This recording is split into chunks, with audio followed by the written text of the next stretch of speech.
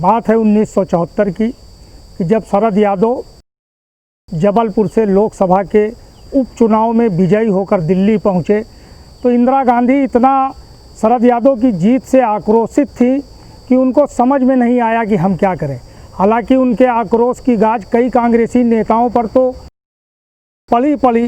वो कांग्रेस के तमाम नेताओं के विरुद्ध उन्होंने तमाम कड़े फैसले लिए, लेकिन वह शरद यादव की जीत से इतना ज़्यादा विचलित हो चुकी थी कि वह शरद यादव को लोकसभा की सदस्यता की शपथ के लिए भी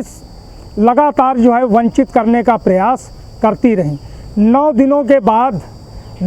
के बाद दिल्ली पहुंचने के 9 दिनों के बाद शरद यादव की किसी तरीके से संसद की सदस्यता की शपथ वह ले पाए। इसके पीछे कारण था कि इंदिरा गांधी लगातार अपने मनमाने रवैये पर थी। वो संपूर्ण क्रांति आंदोलन की तेज होती धार और जॉर्ज फर्नांडीज के रेल कर्मचारियों की हड़ताल के बाद से वह लगातार निराश भी थी। वो समझ नहीं पा रही थी कि हम अपनी सत्ता को बचाने के लिए, अपने पुत्र संजय गांधी को राजनीति में स्थापित करने के लिए हम क्या कदम उठाएं। लगातार विचलित होने के बाद भी वह निरंतर तानाशाही की तरफ बढ़ती जा रही थी और उनके सलाहकार भी उनको इस तरीके की सलाहें दे रहे थे कि उनकी तानाशाही में दिन प्रतिदिन इजाफा हो रहा था। लेकिन लोकनायक जयप्रकाश नारायण का संपूर्ण क्रांति आंदोलन, जिसको यहीं से सोशलिस्ट पार्टी उस समय जिसके चेयरमैन मधुलिमाय थे, जॉर्ज फर्नांडीज, भारतीय जनसंघ और कांग्रेस संगठन, जो कांग्रेस से विभाजन होने के बाद जो अलग बनी थी मोरारजी भाई के नेतृत्व में, इन लोगों का इस आंदोलन को भी बाहर से निरंतर समर्थन मिलना प्रारंभ हो गया। और इंदिरा जी के अंदर एक अहंकार भी था। वो अहंकार ये था कि हमको सत्ता से कोई हटा नहीं सकता है, मैं जो चाहूँगी वो करूँगी। शरद यादव के शपथ लेने के बाद लोकनायक जयप्रकाश नारायण ने उन्हें एक बधाई भरा संदेश लिखा। उसमें 2 पंक्तियां बहुत महत्वपूर्ण थी कि जात पात तोड़ दो, तिलक दहेज छोड़ दो, समाज को नई दिशा में मोड़ दो। शरद यादव ने अपने जीवन में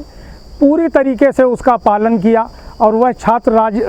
के बाद युवा राजनीति में जिस तरीके से और संसदीय राजनीति में आए, उसके बाद उनके नेतृत्व में देश के अंदर एक वह आंदोलन जो संपूर्ण क्रांति का आंदोलन था, जिसका संरक्षण लोकनायक के हाथों में था, वह पूरी तरीके से राष्ट्रव्यापी तो पहले ही हो चुका था, लेकिन उसको एक नई धार मिल चुकी थी। और वह आंदोलन मार्च 1975 आते आते इतना भव्य और तीव्र हो गया था कि इंदिरा गांधी को अपने पैरों के नीचे से सत्ता खिसकती हुई नज़र आने लगी थी। लेकिन उसके बाद भी उनका अहंकार कम नहीं हो रहा था और वह विपक्षी दलों और छात्र युवा नेताओं के साथ साथ लोकनायक से कोई भी वार्ता करने के लिए तैयार नहीं हो पा रही थी। उनका मानस पूरी तरीके से अधिनायकवादी होने के साथ साथ परिवारवादी सत्ता को स्थापित करने की दिशा में बढ़ चला था और यही कारण थे कि देश के अंदर आपातकाल को लागू करने की तीसरी बार पृष्ठभूमि तैयार हो रही थी।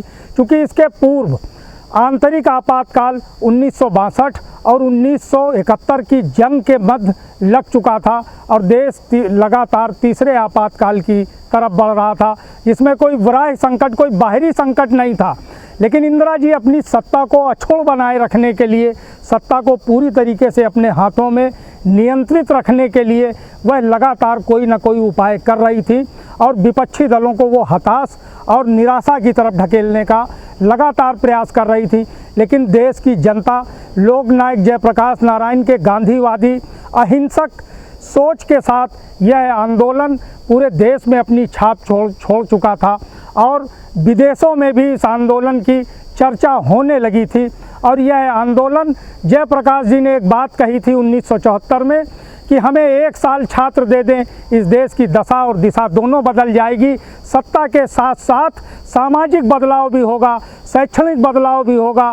आर्थिक बदलाव भी होगा, सांस्कृतिक और आध्यात्मिक बदलाव भी होगा, उसके साथ साथ राजनीतिक दिशा भी बदलेगी हम इस इंदिरा जी ने जो देश के लोकतंत्र को, इसकी जमहूरियत को लूला और लंगड़ा बनाने का कुत्सित प्रयास किया है, इस देश की संसदीय व्यवस्था को अधकचरा बनाने का प्रयास किया है। जिस स्वराज की कल्पना हमारे पुरखों ने की थी कि हमको पहले ब्रिटिश हुकूमत से स्वराज मिलेगा और उसके बाद हम देसी हुकूमत में स्वराज से सुराज की तरफ बढ़ेंगे, वो दोनों कल्पनाएं स्वतंत्रता नायकों की देश के आम जनमानस की आज़ादी के 3 दशक के अंदर ही टूटने और चरमराने लगी थी, जिसके कारण यह आंदोलन अपनी गति को पकड़ रहा था। इसी मध्य में रायबरेली लोकसभा से श्रीमती गांधी के निर्वाचन को राजनारायण जी पूर्व में ही चुनौती दे चुके थे, जो उनके प्रतिद्वंदी थे, और लगातार उस पर कार्रवाई चल रही थी। अदालत की प्रोसीडिंग आगे बढ़ती चली जा रही थी। जून 1975 आते आते श्रीमती गांधी को अपना पक्ष रखने के लिए अदालत में स्वयं उपस्थित होना पड़ा और शांति भूषण जो राजनारायण जी के वकील थे, उन्होंने 6 घंटे तक लगातार श्रीमती गांधी से जिरह अदालत में की और इंदिरा जी को लगातार उत्तर देना पड़ा। कारण यह था कि इंदिरा जी ने अपने उस लोकसभा चुनाव में सरकारी मशीनरी का भरपूर दुरुपयोग किया था। राजनारायण जी 7 बिंदुओं के साथ उनके निर्वाचन को चुनौती दे रहे थे, जिसमें एक सबसे बड़ा महत्वपूर्ण मुद्दा था कि इंदिरा जी के निजी सहायक, जो उस समय प्रधानमंत्री कार्यालय में एक कनिष्ठ अधिकारी के पद पर थे, यशपाल कपूर, उन यशपाल कपूर को इंदिरा जी ने लोकसभा निर्वाचन में अवैध रूप से अपना इलेक्शन एजेंट नामित किया था। इसके साथ साथ वो तत्कालीन रायबरेली के जिला अधिकारी और पुलिस अधीक्षक के जो तमाम महत्वपूर्ण सबूत थे, वह राजनारायण जी ने अदालत में अपनी रिट याचिका के साथ प्रस्तुत किए थे कि किस तरीके से सरकारी मशीनरी का इंदिरा जी ने अपने लोकसभा चुनाव में का दुरुपयोग किया।